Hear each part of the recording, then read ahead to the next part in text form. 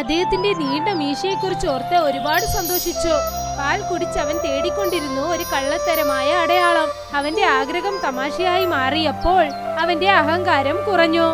സത്യമകത്തുള്ള അറിവില്ലായ്മയെ നശിപ്പിച്ചു കളഞ്ഞു.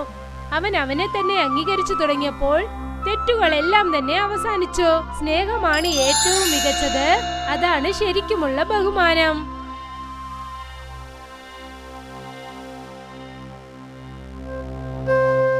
സേഠ്ജി വീണ്ടും ഒരു ഭംഗിയുള്ള ദിവസത്തിൽ തന്റെ വീട്ടിൽ ഉണർന്നെണീറ്റു.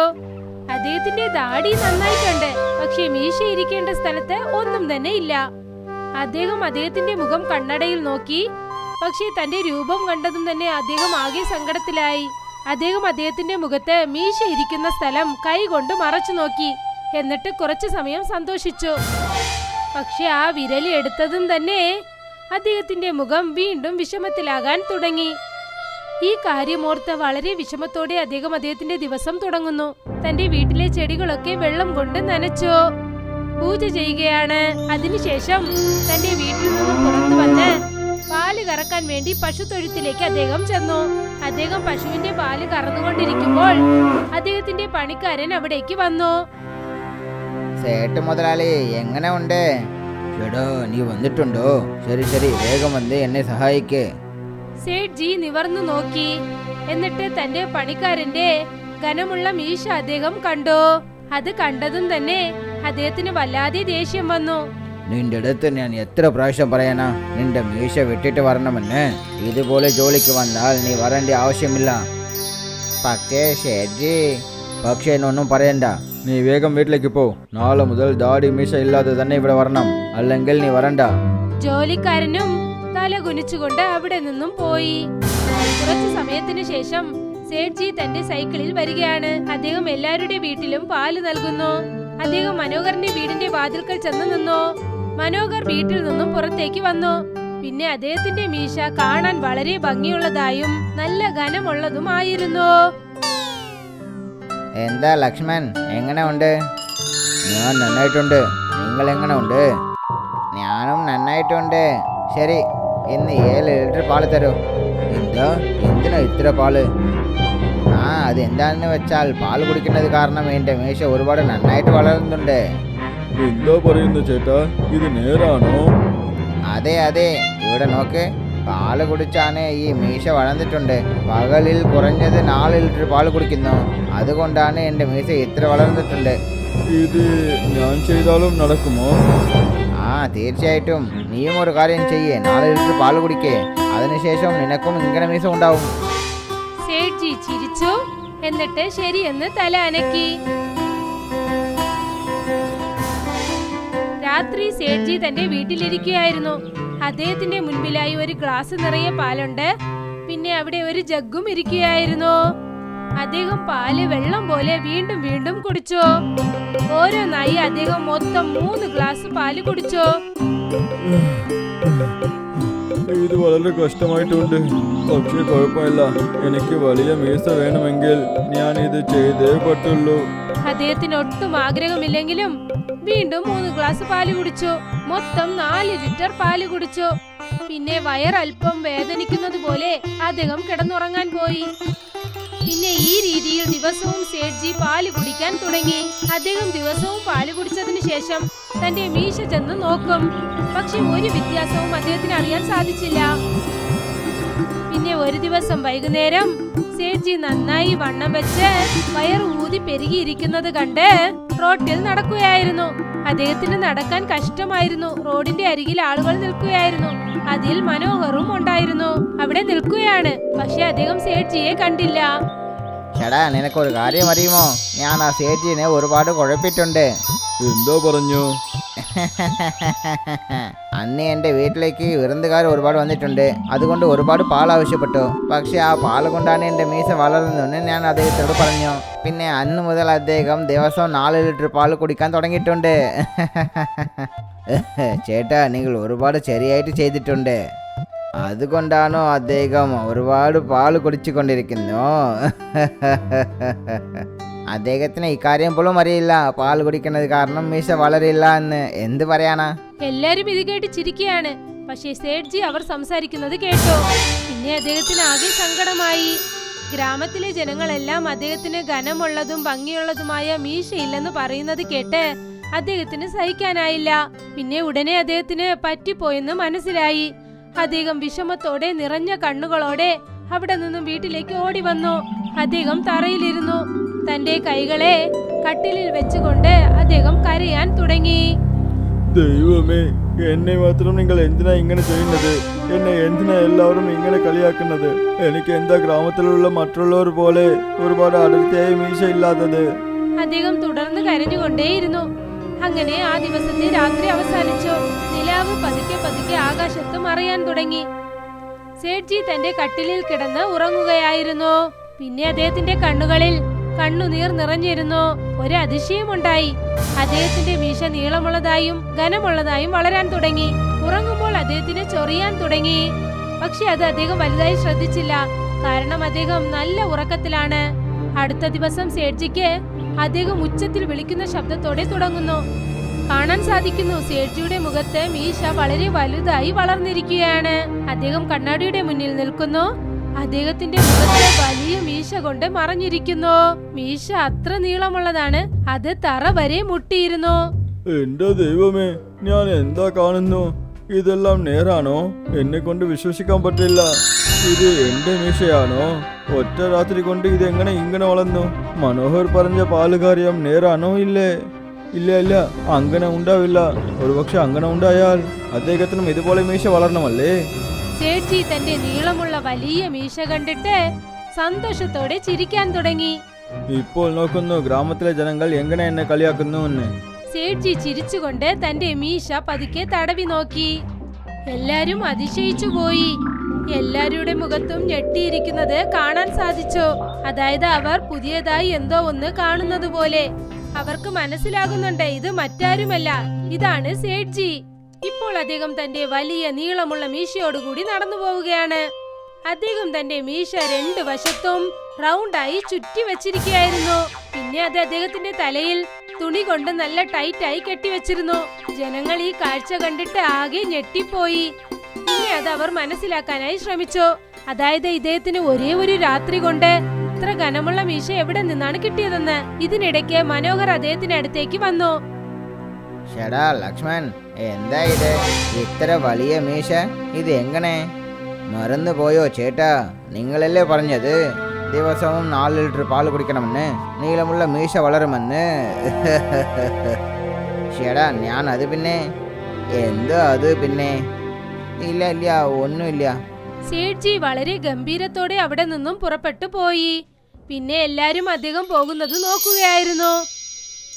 അടുത്ത ദിവസം സേഠ്ജി പാല് കറക്കാനായി ശ്രമിക്കുകയായിരുന്നു. അപ്പോഴാണ് അദ്ദേഹത്തിന്റെ മീശ പാലിൽ മുങ്ങാൻ തുടങ്ങിയത്. ചേട്ടാ, ഈ പാല് കെട്ടുപോകുമെന്ന് പേടിയായിട്ടുണ്ട്. ഈ മീശ എന്നെ നമ്മൾ എന്തെങ്കിലും ഒന്ന് ചെയ്തേ പറ്റുള്ളൂ. സേഠ്ജി ഇതിനെ കുറിച്ച് ചിന്തിക്കുകയായിരുന്നു.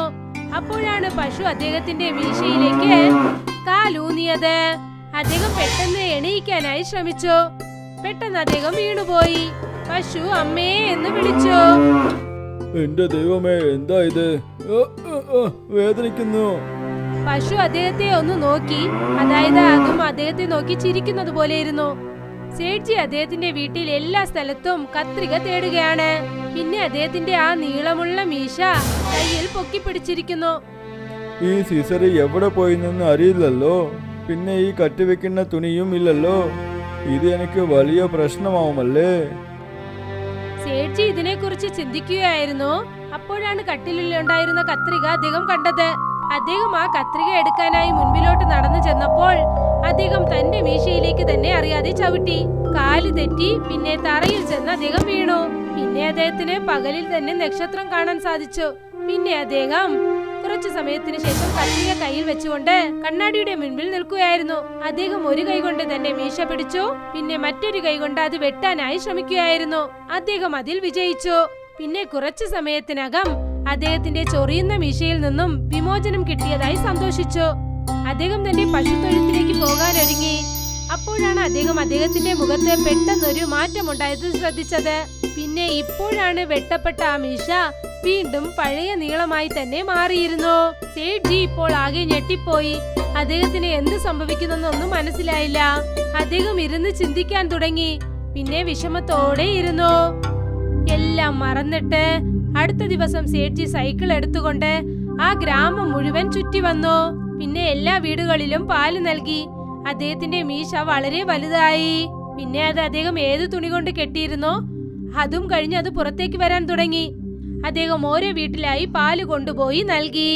പിന്നീട് അദ്ദേഹം ഉച്ചയ്ക്കാണ് വീട്ടിലേക്ക് വന്നത്. നീളമുള്ള മീശയുടെ ശല്യം കാരണം അദ്ദേഹത്തിന്റെ മുഖം ആകെ വാടിയിരുന്നു. അദ്ദേഹത്തിന്റെ കവിളുകളും മുഖവും എല്ലാം വീങ്ങാൻ തുടങ്ങിയിരുന്നു. കുറച്ചു സമയത്തിന് ശേഷം മനോഹറിന്റെ ഭാര്യ അദ്ദേഹത്തിന് അടുത്തേക്ക് വന്നു. പിന്നെ പാൽ പാത്രം അവർ കാണിച്ചു. പാലിൽ ഒരു നീളമുള്ള മുടി വീണു കിടക്കുകയായിരുന്നു. മനോഹർ ആകെ ഞെട്ടിപ്പോയി. പിന്നെ കുറച്ചു സമയത്തിനകം അദ്ദേഹത്തിന് ദേഷ്യം വന്നു. അദ്ദേഹം ആ പാത്രം വാങ്ങിക്കൊണ്ടുപോയി തൊട്ടടുത്തുള്ള എല്ലാരോടും കാണിക്കാൻ തുടങ്ങി. അദ്ദേഹത്തിന്റെ വലിയ മീശ കാരണം ലക്ഷ്മൺ തന്ന പാലിൽ മീശ വന്നിട്ടുണ്ട്. എന്ത് പറയാനാ ചേട്ടാ, ഇത് നേരാണോ? എന്താ ഇങ്ങനെ ചോദിക്കുന്നു? നിങ്ങൾ തന്നെ നോക്കൂ, ഇത്ര വലിയ മീശ അദ്ദേഹത്തിൻ്റെതല്ലേ? അതെ ചേട്ടാ, നിങ്ങൾ പറയുന്നതും നേരാണ്. ഇങ്ങനെ തന്നെ പോയാൽ നമ്മളുടെ വീട്ടിലുള്ളവർക്ക് അസുഖം പിടിക്കും. നമ്മൾ എല്ലാവരും ചേർന്ന് ഇതിന് ഒരു വഴി കണ്ടെത്തണം. നിങ്ങൾ ശരിയായിട്ട് പറഞ്ഞു ചേട്ടാ. മനോഹർ വളരെ ദേഷ്യത്തോടെ തല അനക്കി. അടുത്ത ദിവസം സേഠ്ജി തന്റെ പശു തൊഴുത്ത് വൃത്തിയാക്കുകയായിരുന്നു. അപ്പോഴാണ് അദ്ദേഹത്തിന്റെ ജോലിക്കാരൻ അവിടേക്ക് വന്നത്. ചേട്ടാ, നീ വന്നിട്ടുണ്ടോ? വന്ന് എനിക്ക് സഹായിക്ക്. ഇവിടെ നോക്ക് സാറേ, ഇനി മുതൽ ഞാൻ നിങ്ങളുടെ അടുത്ത് ജോലിക്ക് വരില്ല. എന്തിനാ? എന്തു പറ്റിയത്? ഗ്രാമത്തിലെ എല്ലാവരും നിങ്ങളുടെ അടുത്ത് പാൽ വാങ്ങുന്നത് നിർത്തണമെന്ന് ആലോചിക്കുന്നു. പക്ഷെ എന്തിനാ? നിങ്ങൾ ഇന്നലെ മനോഹർ വീട്ടിലേക്ക് പാല് തന്നല്ലേ? അതിൽ നിങ്ങളുടെ വലിയ മീശയുടെ മുടി കിട്ടിയിട്ടുണ്ട്. അക്കാര്യത്തിന് അദ്ദേഹം ഗ്രാമം മുഴുവൻ പറഞ്ഞിട്ടുണ്ട്. ആ സമയം മുതൽ എല്ലാവരും നിങ്ങളുടെ മേലെ ദേഷ്യത്തോടുണ്ട്. നിങ്ങളോട് പാൽ വാങ്ങിക്കാൻ പറ്റില്ല എന്ന് സംസാരിക്കുന്നുണ്ട്. ചേട്ടാ, എന്താ ഇത്? ഞാൻ എപ്പോഴും എല്ലാം ശുദ്ധമായിട്ട് ഇരിക്കണമെന്ന് വിചാരിക്കുന്നു. ഇപ്പോൾ ഈ വലിയ മീശ എന്റെ ജീവിതത്തിൽ ഒരുപാട് കഷ്ടത്തിന് കൊടുത്തിട്ടുണ്ട്. സേഠ്ജി തന്റെ തലയിൽ കൈ വെച്ചുകൊണ്ട് ഇതോർത്ത് കരയാൻ തുടങ്ങി. കുറച്ചു സമയത്തിന് ശേഷം സേഠ്ജി തന്റെ വീട്ടിലിരിക്കുകയായിരുന്നു. ശരിക്കുമുള്ള അപമാനം. പിന്നെ ഇത് കാരണം തന്റെ കച്ചവടം നഷ്ടമായത് കുറിച്ച് ഓർത്ത് അദ്ദേഹം കരയാൻ തുടങ്ങി. അദ്ദേഹം തന്റെ അച്ഛന്റെ ഫോട്ടോയിൽ ചെന്ന് നോക്കി. എന്നിട്ട് അദ്ദേഹത്തോട് സംസാരിച്ചു. അച്ഛാ, നിങ്ങളുടെ മീശയും ഒരുപാട് വലുതായിട്ടല്ലേ ഉണ്ടായിരുന്നത്? അത് നിങ്ങൾക്ക് ഒരുപാട് ഭംഗിയായിട്ടുണ്ട്. പക്ഷെ എനിക്ക് മാത്രം എന്തിനാ ഇങ്ങനെ നടക്കുന്നത്? ഞാൻ വിചാരിച്ചത് ഈ വലിയ മീശ എനിക്ക് ഗർവത്തിനെ തരുമെന്ന്.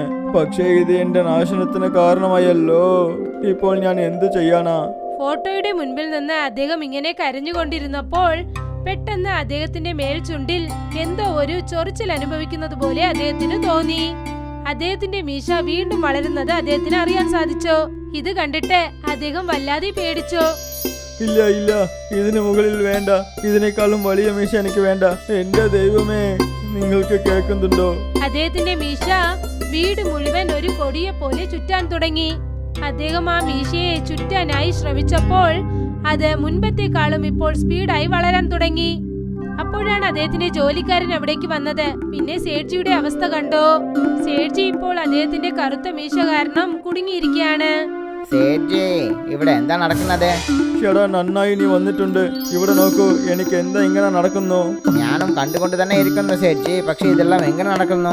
അവരിങ്ങനെ സംസാരിച്ചുകൊണ്ടിരുന്നപ്പോൾ അദ്ദേഹത്തിന്റെ മീശയുടെ ഒരു ഭാഗം ആ ജോലിക്കാരന്റെ കാലിൽ ചെന്ന് ചുറ്റാൻ തുടങ്ങിയിരുന്നു. അദ്ദേഹം തറയിൽ ചെന്ന് വീണുപോയി. ഇത് കണ്ടിട്ട് അദ്ദേഹത്തിന്റെ ജോലിക്കാരൻ ആകെ പേടിച്ചുപോയി. പിന്നെ അവിടെ നിന്നും ഓടിക്കളഞ്ഞു. മീശ അങ്ങനെ വളർന്നുകൊണ്ടേയിരുന്നു. പിന്നെ സേഠ്ജി ബോധം കെട്ട് താഴേക്ക് വീണു. രാത്രി അദ്ദേഹം ഉറങ്ങി എണീറ്റപ്പോൾ അദ്ദേഹത്തിന്റെ മീശ അദ്ദേഹത്തിനോട് ചുറ്റിയിരിക്കുന്നത് അദ്ദേഹം കണ്ടു. അദ്ദേഹം പെട്ടെന്ന് എണീറ്റു. പിന്നെ 4 ദിശയിലും നോക്കി. അദ്ദേഹത്തിന്റെ കണ്ണുകൾ വീണ്ടും നിറഞ്ഞൊഴുകാൻ തുടങ്ങി.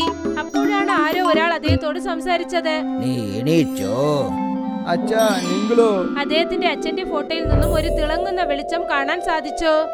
അദ്ദേഹത്തിന്റെ ആത്മാവ് പുറത്തേക്ക് വന്നു. നേരെ സേഠ്ജിയുടെ മുൻപിൽ വന്നു നിന്നു. സേഠ്ജി ഉടനെ എണീറ്റു. എന്നിട്ട് മുട്ടുകുത്തി അച്ഛന്റെ മുൻപിൽ നിന്നു. ഈ അവസ്ഥയിൽ നിന്നും രക്ഷിക്കണമെന്ന് തന്റെ അച്ഛനോട് യാചിച്ചു. അച്ഛാ, നിങ്ങൾ തന്നെ നോക്കൂ, എനിക്ക് എന്താ സംഭവിച്ചു എന്ന്. ഞാൻ ഒരു ഭംഗിയുള്ള മീശ വേണമെന്നാണ് ആഗ്രഹിച്ചത്. പക്ഷേ ഇത് നിനക്ക് എന്തിനാ ഇങ്ങനെ നടന്നെന്ന് വെച്ചാൽ നീ എപ്പോഴും നിന്റെ ശരിക്കുമുള്ള രൂപത്തിനെ അംഗീകരിച്ചതേ ഇല്ല.